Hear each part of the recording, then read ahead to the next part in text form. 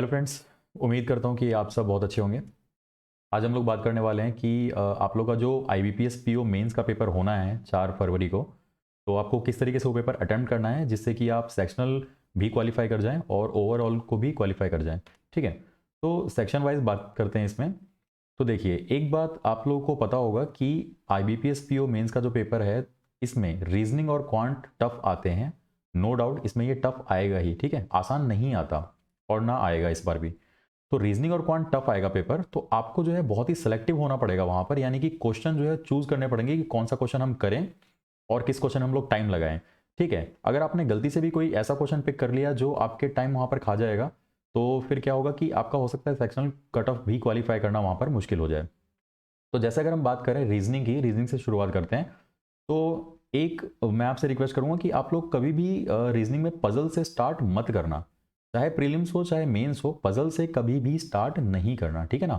आप क्या करना कि क्वेश्चन 1 से लेकर के और एंड तक जाने की कोशिश करना रीजनिंग में, और देखना कि क्या मिसलेनियस पोर्शन के कुछ क्वेश्चन है, या मान लो कि जैसे डायरेक्शन के क्वेश्चन हमें मिल गए, ब्लड रिलेशन के क्वेश्चन मिल गए, ठीक है ना, कोडेड इनइक्वलिटी या फिर सिलोजिज्म के क्वेश्चन, अगर ऐसे क्वेश्चन हमें मिल जाते हैं तो उसे हमें सबसे पहले कर लेना है।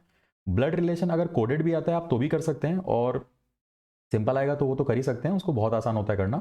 तो मिसलेनियस पोर्शन हमें देखना है कि अगर वो आया हुआ है तो उसे हमें पहले टैकल करना है, ठीक है ना। और वो करने के बाद में फिर जैसे अगर इनपुट आउटपुट के क्वेश्चन होते हैं तो आप उसको देखिए, ठीक है। और उसके बाद में इनपुट आउटपुट एक्चुअली आपको थोड़ा सा टफ देखने को मिलेगा यहाँ पर, लेकिन हो जाएगा। और जैसे कि कोडिंग डिकोडिंग के क्वेश्चन आपको देखने को मिल सकते हैं, वो देखिए। और उसके बाद आप जो है कोई एक पजल उठाइए, ठीक है। कोई भी एक पजल आप लोग जरूर कर सकते हैं मेंस के पेपर में। एक पजल जो है वो करने लायक होती है, आप उसे विद इन टाइम कर सकते हैं, ठीक है। लेकिन स्टार्ट में नहीं करना, स्टार्टिंग में आपको पजल को नहीं छूना है, देखते उसे छोड़ देना है। उसके बाद क्वांट सेक्शन की अगर बात करें तो भाई अब ये प्री का पेपर नहीं है, मेंस का पेपर है। तो क्वांट के सेक्शन में आपको ध्यान ये बात रखनी है आपको एक, कि क्वांट के सेक्शन में आपको सारे क्वेश्चन तो अटेम्प्ट करने नहीं है। आप कोई से भी 2 DI को टारगेट कीजिए कि मुझे कोई से भी 2 DI जो है वो पूरी पूरी सॉल्व कर लेनी है, ठीक है ना। अगर 2 DI हो जाती है तो मान के चलिए कि काफी अच्छा स्कोर आपका माना जाएगा। अगर 2 DI आप सॉल्व कर लेते हैं और विद एक्यूरेसी अगर आपके पूरे सही है वो, तो ये एक अच्छा स्कोर होता है।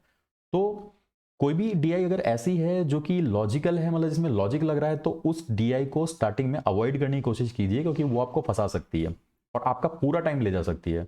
तो लॉजिकल DI को नहीं, अगर मान लीजिए जैसे सिंपल परसेंटेज या रेशियो बेस्ड अगर कोई DI है, या फिर अर्थमेटिक के पोर्शन में टाइम एंड वर्क का कोई DI आया हुआ है, ठीक है ना, तो इस टाइप से कोई DI देखिए कि जिसमें कि आपको ऐसा लगे कि हाँ ये हो सकता है। टाइम लगेगा क्योंकि मेंस में टाइम आपके पास है, टाइम की कमी नहीं है आपके पास, टाइम आपके पास है, लेकिन आपको ये देखना है कि कौन सी DI मेरी हो सकती है, इसमें आपको उस पर ध्यान देना है, ठीक है। और उसके बाद जो है आप अगर जो डेटा सफिशिएंसी के क्वेश्चन होते हैं तो आप उसे कर सकते हैं, ओके। और अगर आपकी अर्थमेटिक अच्छी है, आपने अर्थमेटिक बहुत अच्छे से करी है, तो आप अटेम्प्ट कर सकते हैं।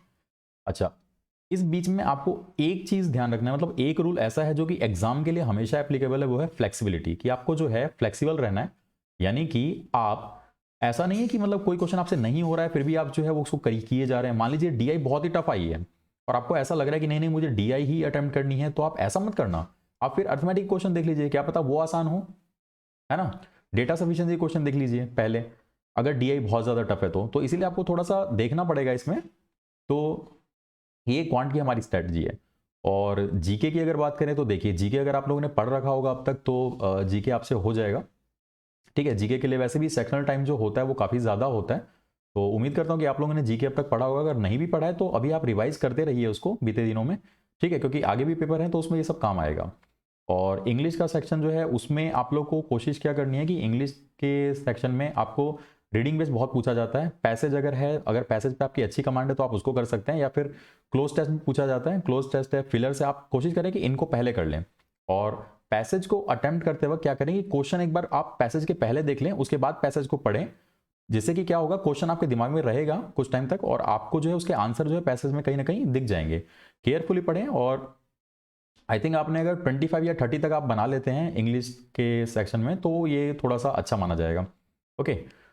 तो ये हम बात करते हैं। अच्छा, एक चीज़ की डिस्क्रिप्टिव के लिए कैसे क्या करना है, तो डिस्क्रिप्टिव के लिए आपके पास अभी जो टाइम बचे हुए हैं 1-2 दिन का, तो डिस्क्रिप्टिव आप देख लीजिए, क्योंकि डिस्क्रिप्टिव में कुछ खास नहीं होता है करना, ठीक है ना।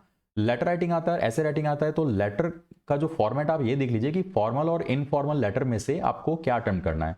मैं आप लोग को प्रेफर करूंगा कि आप लोग फॉर्मल लेटर की ओर जाएं, क्योंकि फॉर्मल में जो है उसमें जो बॉडी पोर्शन होता है उसका हमें काफ़ी कम लिखना पड़ता है, और उसका स्ट्रक्चर थोड़ा सा आसान लगता है मुझे कि उसमें अपनी तरफ से ज़्यादा कुछ नहीं लिखना पड़ता। ठीक है, बाकी आप लोगों की चॉइस है, आप इनफॉर्मल भी लिख सकते हैं। मैं सजेस्ट करूंगा कि फॉर्मल लिखिए। और बाकी ऐसे टॉपिक जो है, अगर मान लीजिए आप न्यूज़ के टच में नहीं थे और तो आपको नहीं पता कि क्या टॉपिक आ सकता है, तो एक टॉपिक आपका जनरल भी दिया होता है, ठीक है ना, जनरल कोई भी टॉपिक आपको दिया जा सकता है, तो आप उस पर लिखिएगा। ठीक है, जैसे कि मान लीजिए अगर कोई भी ऐसा टॉपिक दे रखा है जिसमें कि आपको फैक्ट्स और फिगर की जरूरत है और आपको याद नहीं है, तो खामखा उसमें घुसने की जरूरत नहीं है, उसे अटेम्प्ट करने की जरूरत नहीं है।